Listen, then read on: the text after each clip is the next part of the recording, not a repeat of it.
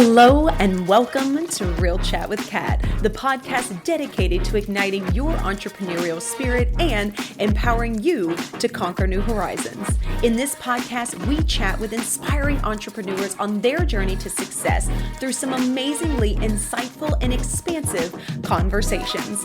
These episodes thrive on thought-provoking chats where our guests fearlessly explore their path to success, sharing their experiences, failures, and triumphs. No topic is off limits as we deep dive into the talked about and not so talked about pieces it takes to build a business, overcome limiting beliefs, deal with personal struggles, and everything in between that shapes our lives and our businesses.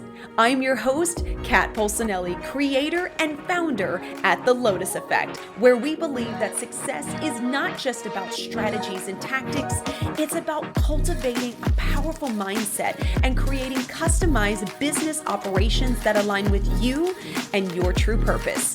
Whether it's mastering time management, improving productivity, enhancing leadership skills, or simply fostering a growth-oriented mindset, we'll provide you with the tools and strategies to flourish in both your business and personal life. I'm so excited to have you join us today in this episode, so get ready to feel empowered and inspired as we learn together and from one another on how to rise above challenges, break through limitations, and unlock our full potential. Let's dive in. Hello, everyone, and thank you so much for joining me today on this episode of Real Chat with Kat. I am so excited to have you here with me today, and I have a really awesome guest. I'm so excited, you guys. I feel like this has been put on hold, and I was like, I'm totally jumping you forward. So I'm so excited to have Deanna as a part of the podcast today. So thank you so much for joining me today, Deanna. Thank you for inviting me. Looking forward to chatting with you. I'm so excited. I'm ready to hear all of your wisdom and knowledge. So as we go ahead and dive in, then please do us all a favor and tell everybody who you are, what it is that you do, and what got you into this space. Sure. So my name is Deanna Russo, and I am a LinkedIn strategist, LinkedIn trainer, LinkedIn coach. And basically, it all started in 2008 when I got started on LinkedIn, but 2018 is when it really kicked in because I was in a sales position and that company wanted me to use LinkedIn in order to bring in new business. And so I said, well, I have this profile.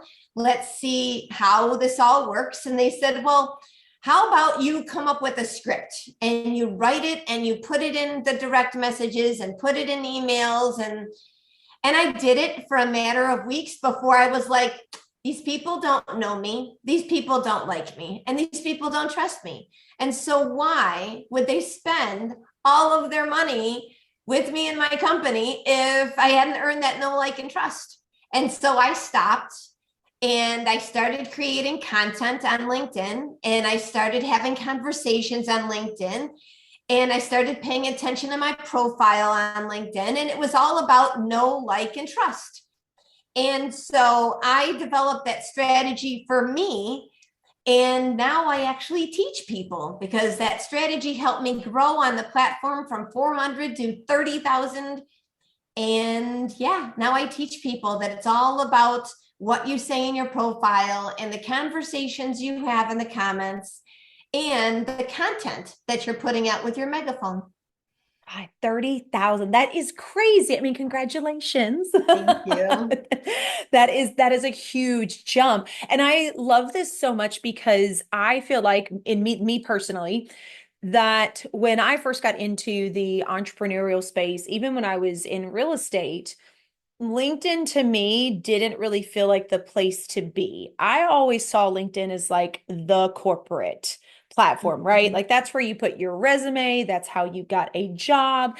And what's been really interesting, even over the last 5 years that I've been in it, is the transition that we're starting to see with the way that people conversate, the types of posts that they put up, the way that they are connecting with each other. And personally, I feel like LinkedIn kind of has like this really unique business and personal feel to it. A lot more people tend to comment on things. They have a little bit more of a conversation where, Facebook originally was kind of like know everybody and be friends with people across the globe that you couldn't be friends with. So like, your emoji buttons were kind of like the thing. And while I still see that I get comments and things on Facebook and Instagram, I feel like LinkedIn, for the caliber of people that I'm looking to connect with, has actually been a really, really great place to plug into and kind of throw that corporate feeling out the window a little bit of like there is a level of professionalism, but we can also connect, collaborate, and grow in this kind of like professional fun space. Right, right. It's professional, and people always say it's B2B, but I always say it's H2H. It's human to Mm. human.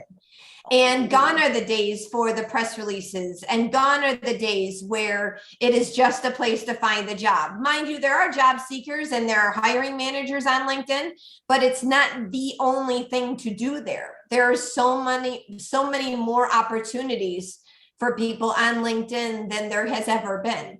And it's all about getting to know people and getting to really, I really think it's a big networking event. It's a really, really big networking event. And it's all about building relationships now more than ever. Oh, I really agree with that. And I love the human to human. That's really awesome because I do Mhm. feel like that I have a lot more engaging conversations versus just the like, oh, congratulations or yay for you, Right, right? Like right.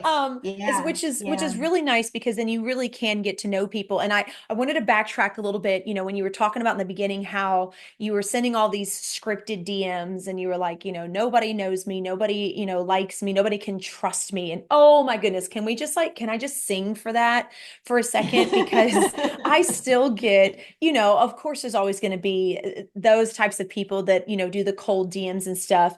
But it is so frustrating because yeah. I literally, funny enough, I've actually asked people that have cold DM me, I'm like, do you really get clients this way? I don't ever Yes, really get I've an asked that answer. too. But Hmm. I really Yeah, like my thinking process is like, who really taught you that like that is the way to gain business, especially with, I've become a little pickier with like who I allow to friend me on LinkedIn, where before it was like, oh, this is awesome, hit the button, this is great. And then what I yeah, noticed was is you hit the button and they would say one thing about like a post or like the caption on a post and not even actually be able to connect and then just go right into like this hard sale of like, by the yeah, way, did you know blah blah blah blah. So like I've yeah. started to be really picky about who I let in. And I've actually, and I know a lot of people may think this is harsh to me. I feel like it's a boundary. But for those that, send you the little message as they're waiting for you to accept them, and they're like, oh, I'm so excited to be a part of your network. Okay, well, first off, I've learned a lot of that's baloney from a lot of Mhm. people, unfortunately. But I literally, before I actually respond and allow them to be a friend, I will respond back. And I will say, I have like a little thing that I plug in every time, and it's something along the lines of, I'm so excited to get to know you. I love being with like-minded people, so long as they aren't turning around and cold selling me in my Good DMs as soon as I job. hit Good like. job. And I've actually had a few people like not reply back. And I'm like, okay, well then I Uh-huh. don't need to. Because then they know, then you know that there was a pitch coming too. That was Right, good. right.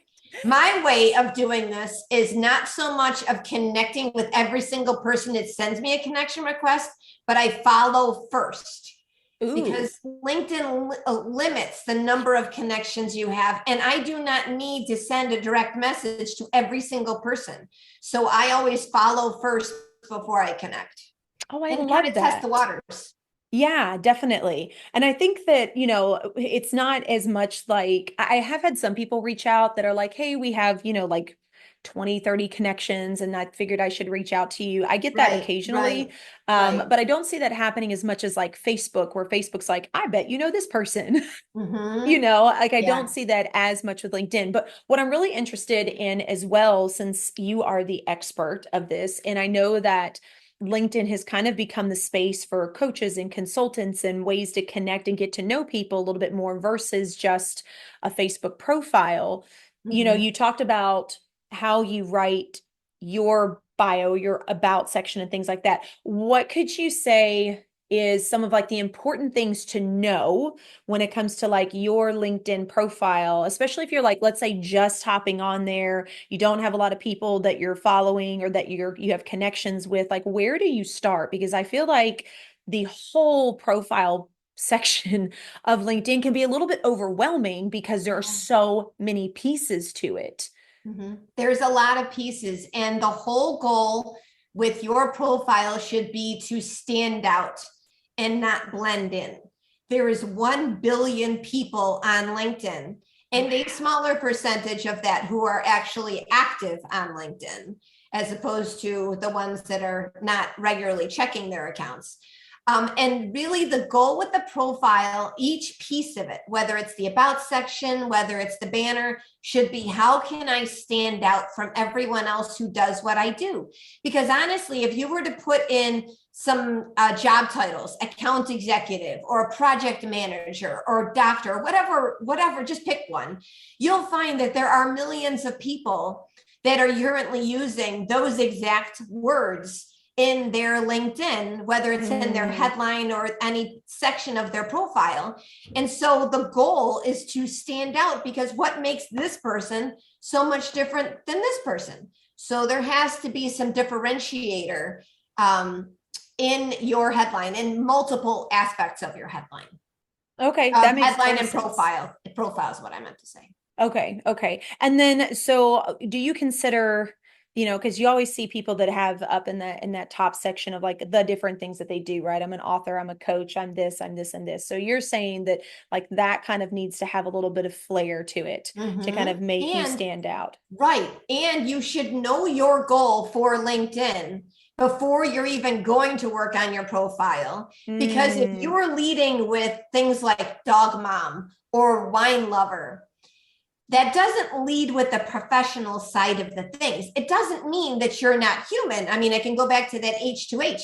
You can still showcase that human side, but lead with the main reason of why you're there, or else that will get buried in all of the other stuff. So, and Oh. those first 45 characters of your headline, they travel with you, regardless of what you're doing on LinkedIn. So it's super important to lead with why am I here at the beginning. Oh, I love that. That's so smart. And you're right, it does. I think I'm just thinking about that as you said it, of like, okay, I remember when I'm like posting and then like once my comment's there, that like that section is actually there. I've never paid Right. attention to that. Oh, I'm Right. glad I just updated mine. No, check one off the box. Yeah. So now I have another question then, because you have the about section, and Yeah. I feel like the about section can be used in so many different ways. I've seen some people use it as kind of like a story of where they started, where they've come from, and like where they are now. I've seen some people use it a little bit more of like a professional bio, like they may give to, speaking events and stuff like that. But I'm curious your take on something like that when someone is trying to come up with something. Or does it make sense just to like plug your bio in and like ta-da, and that's the end of it?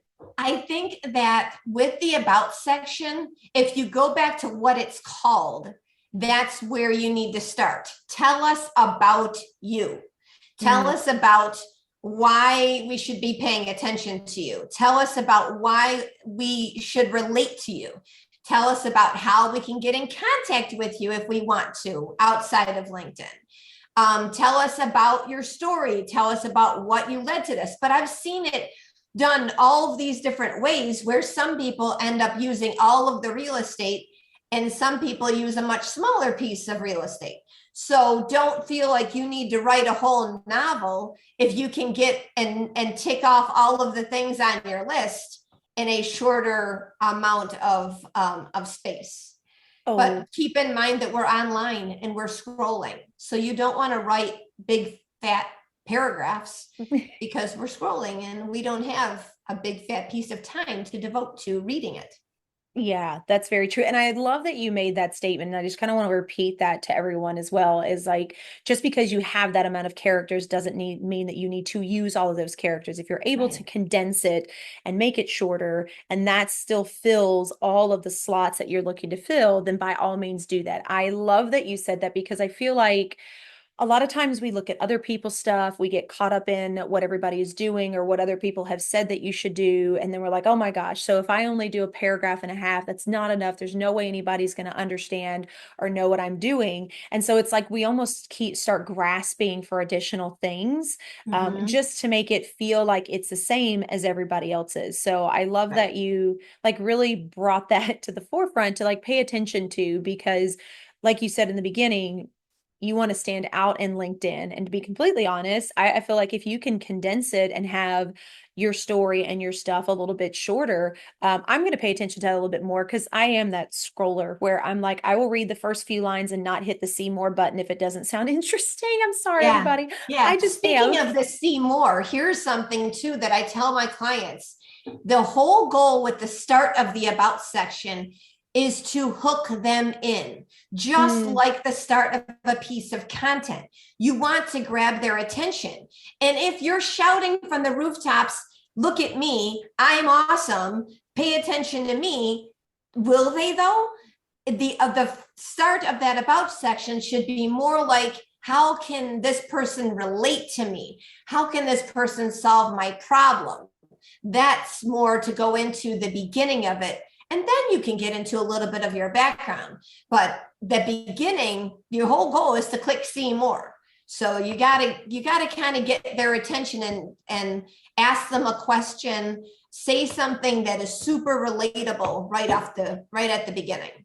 that makes a lot of sense. And I feel like even when you are looking to do a bio or something of the sort, if you are pitching to people, that's kind of what you're doing in the beginning of that, or you should be, in my personal opinion. You right, you're kind of drawing them in with your story and either a piece of relatability or something that they're like, wait, I have to know more, and they Right. want to feel like they need to read the rest of it. Right, right. So I Get their love that. attention. And it doesn't have to be all about you at the beginning of that.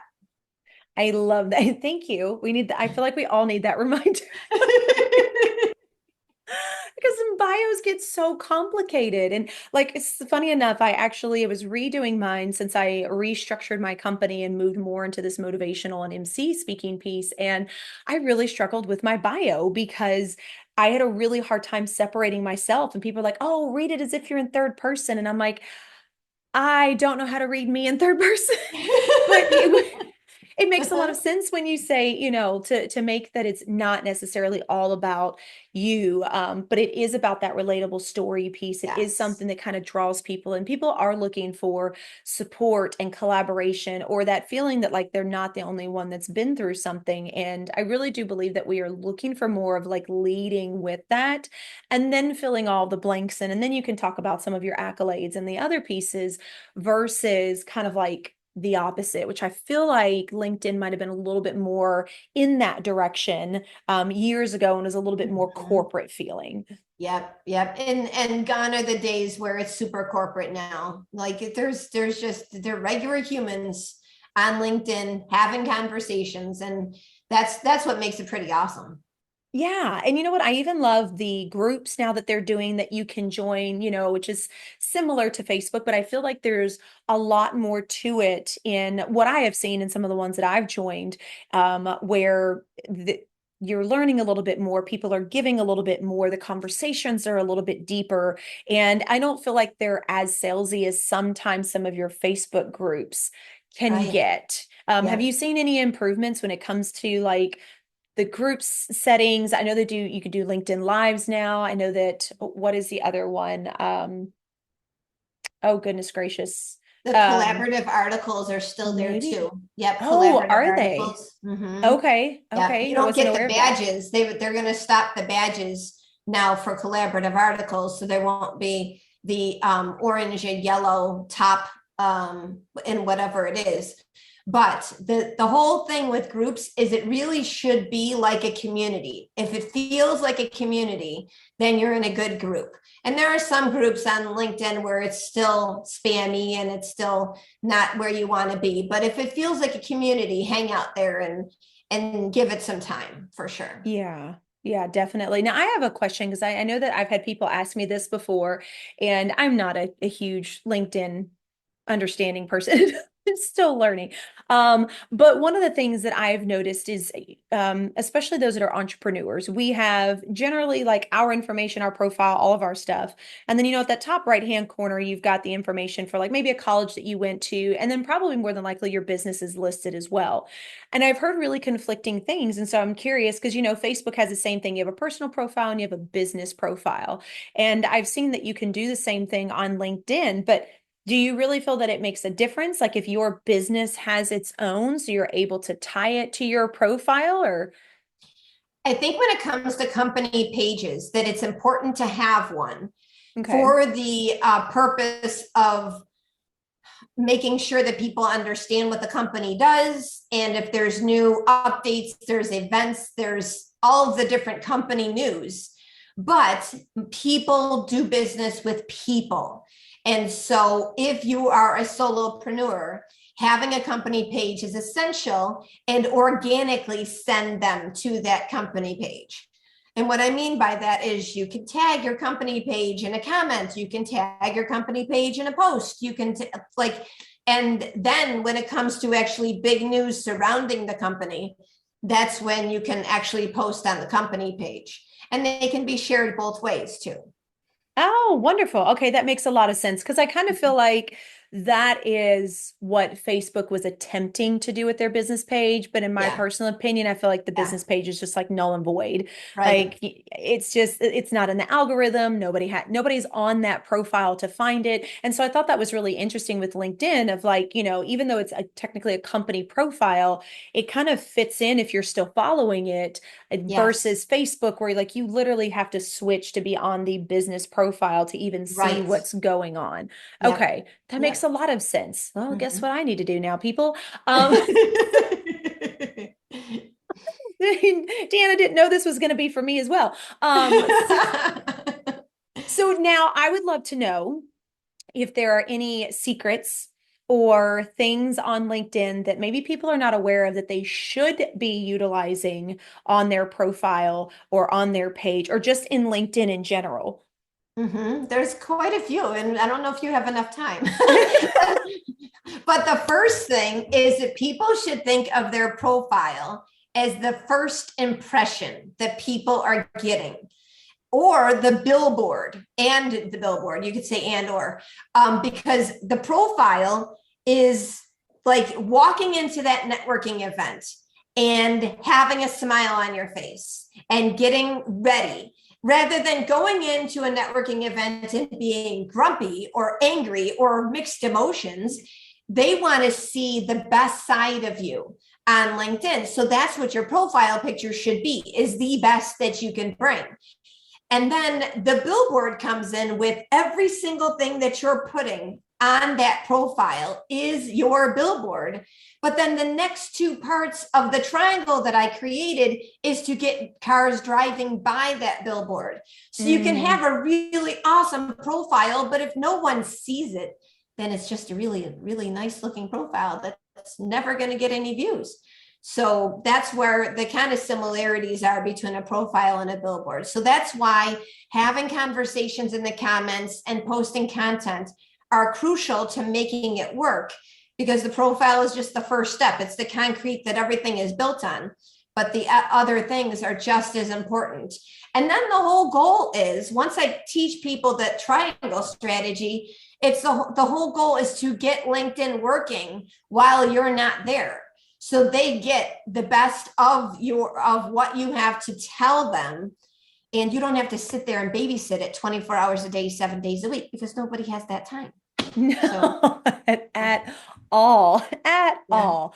I love that. That makes so much sense too, as far as like really using it as kind of like your billboard. And I think about that too, because even with people that I have connected with, I've started asking for the LinkedIn profile. I want to see Yep. that. I want to read through that because Facebook, even the business, like there's just not enough information. There's not enough characters for you to be able to really share anything. Like you really just kind of look at the banner and a profile picture and hope that that gives you some inclination, unless you want Right. to scroll through their posts. And to be completely honest, most of us are not going to do that. No. I mean, it just is what it is, right?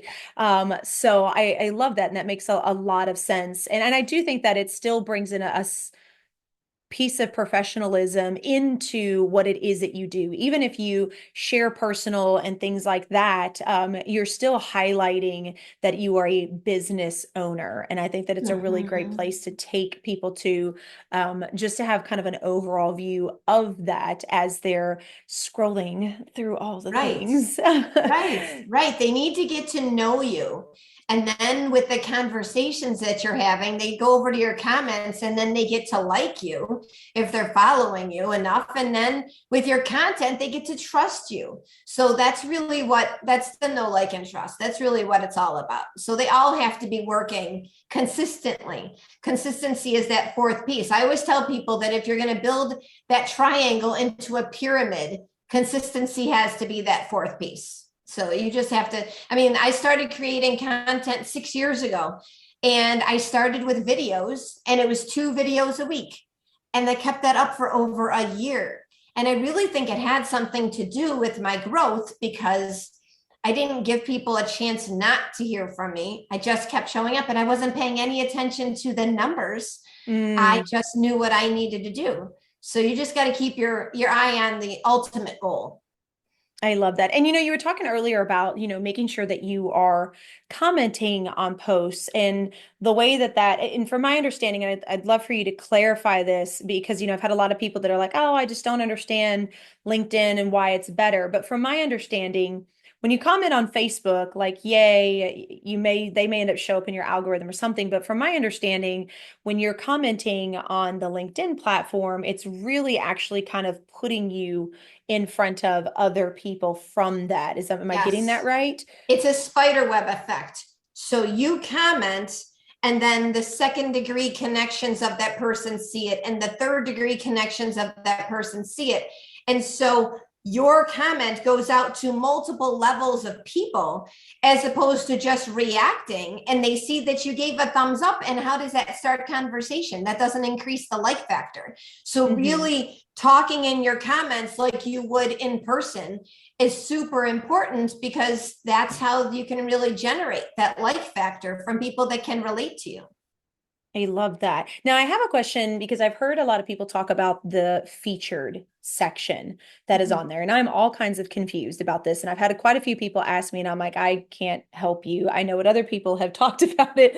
But I've heard of people using it in like so many different forms and in situations, like from podcasts that they've guested on to articles that they've been a part of. What would you say is probably one of the best ways to utilize that section on your profile if you're looking to kind of bring in more credibility?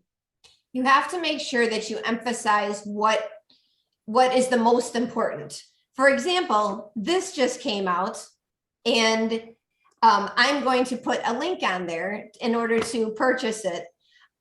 It is a collaborative book. So I'm one of the authors of this collaborative book. So that would be something that you should put on there to make it easy for people to, I mean, it can go into my about, it can go into my featured. So it's got to be in multiple places. But really, the featured should be highlighting the best of what you have to offer. If there's a podcast that you were on and you're really proud of it, put it in your featured section. If there's a newsletter that you want people to subscribe to, put the latest edition in your featured section. So, but one thing is I try not to overload it because people can only scroll so much. So I try on my side just to keep it to a handful of items so that it doesn't become too much.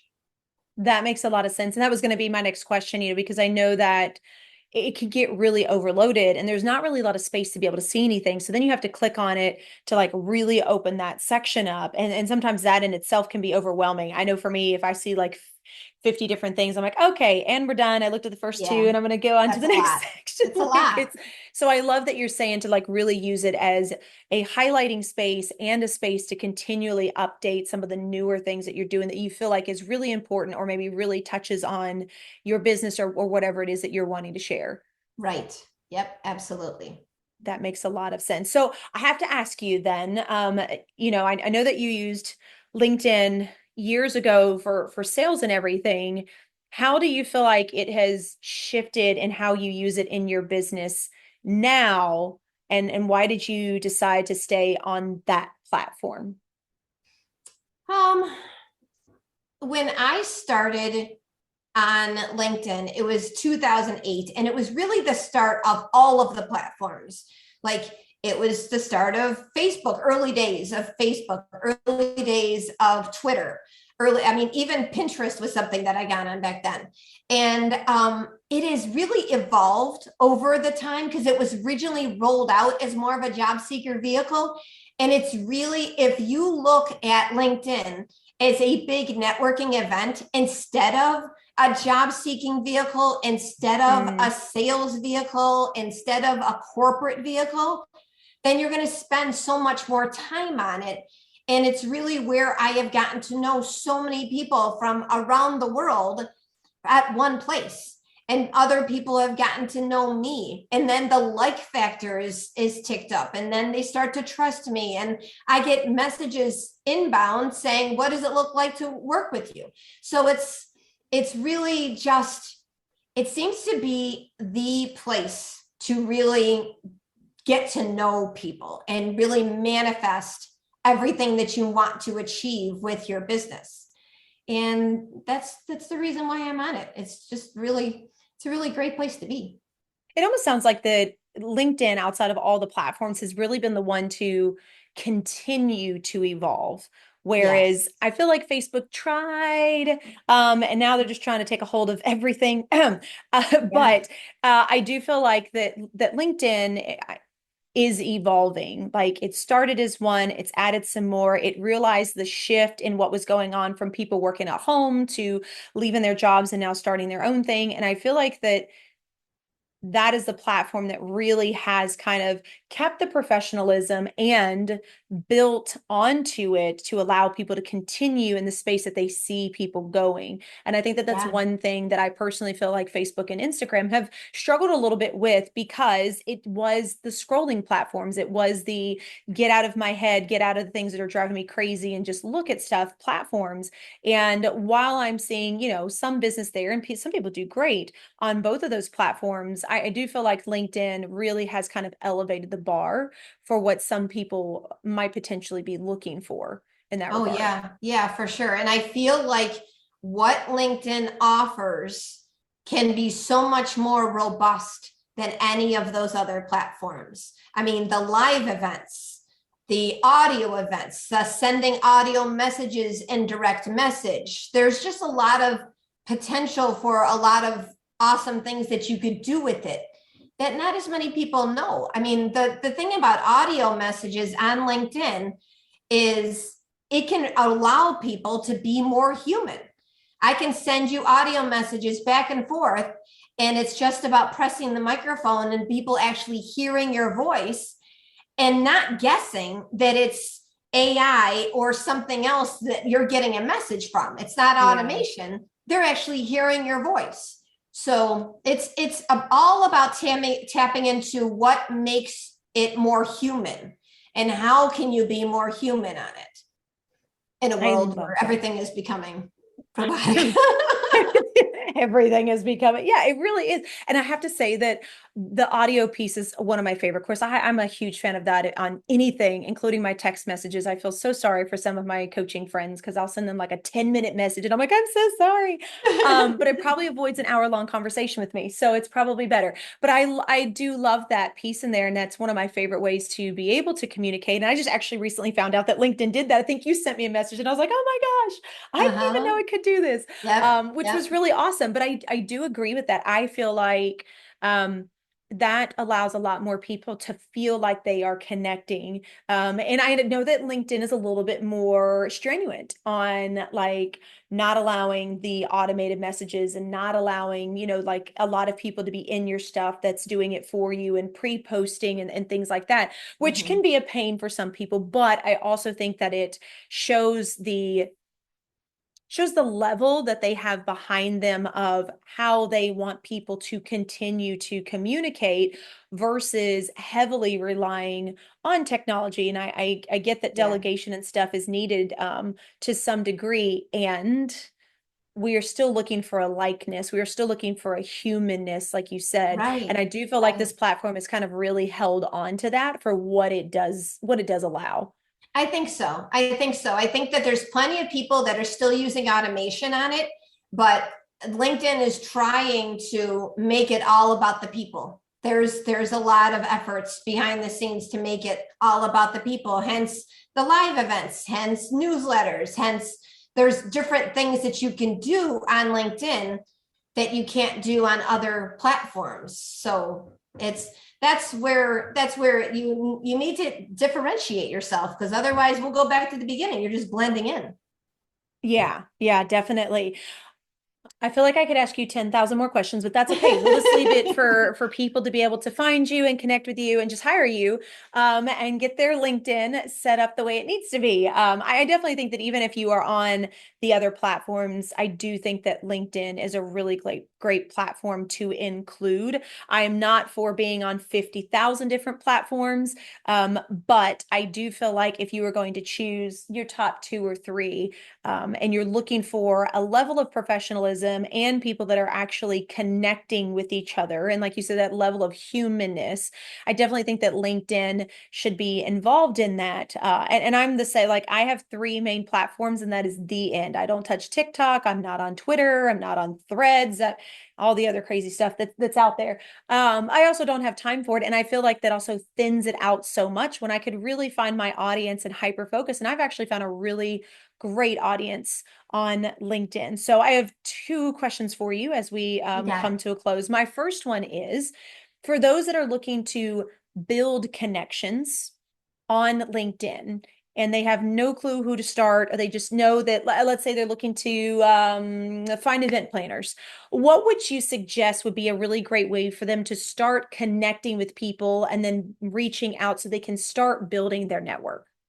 I think the best way to start building relationships with people in those areas that you want to is to start commenting on their posts. Because if you just blindly send a connection request, they're not going to know, like you had said in earlier, that you don't know where that person's coming from, and you're all ready for a sales pitch, because we've all been pitched so many times. So Yeah. commenting means that you support them, and they keep seeing you come up in the comments, and then next thing you know, you're sending them a direct message, and it makes so much sense to have a conversation because you're already having conversations in the comments.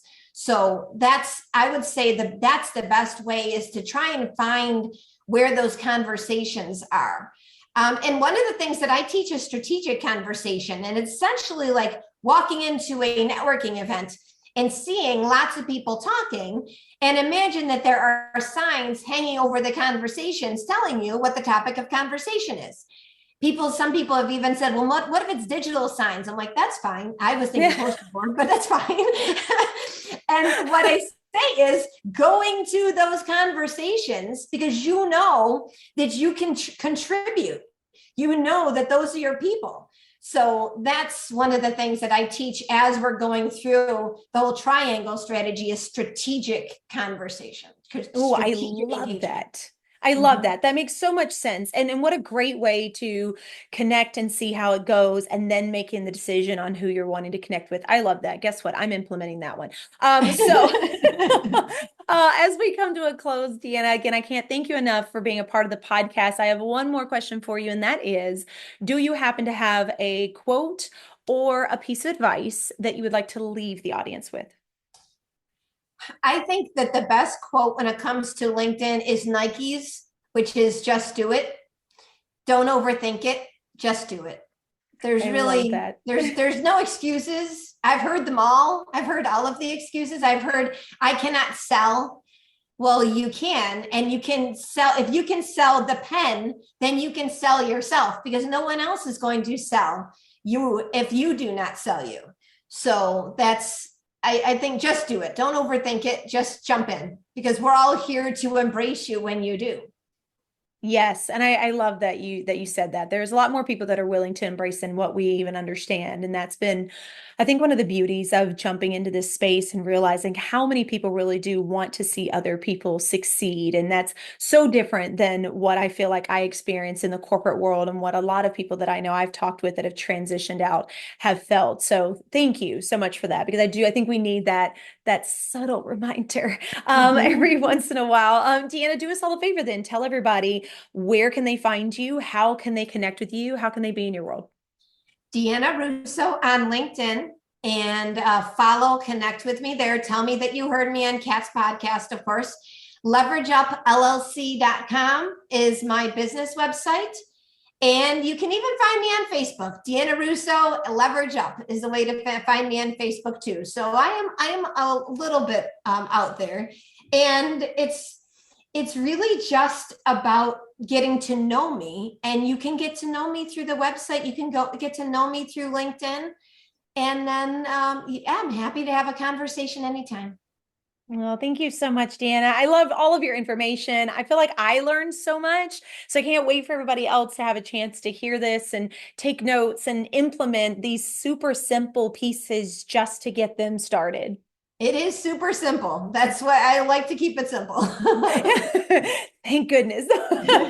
Well, thank you so much again for being a part of the podcast today. I appreciate Thank it. you. You are so welcome. And to everybody else out there, don't worry. We'll have all of that information in the show notes. We'll make it super simple for you to be able to connect with Deanna and follow her and reach out to her and have her really help you with your strategy on LinkedIn. If you've not been on it, or if you've been kind of toying with it, I really suggest that you take a look at what some of the other people are putting out there. It really is an interesting professional human community that I have found on there. And so take a shot. Why not? Right? And see what happens. You never know. And definitely, like Deanna said, keep it simple. Don't complicate it. One step at a time. And until next time, do one thing positive for someone each and every day and see the difference that it makes in your life. So I will catch you soon.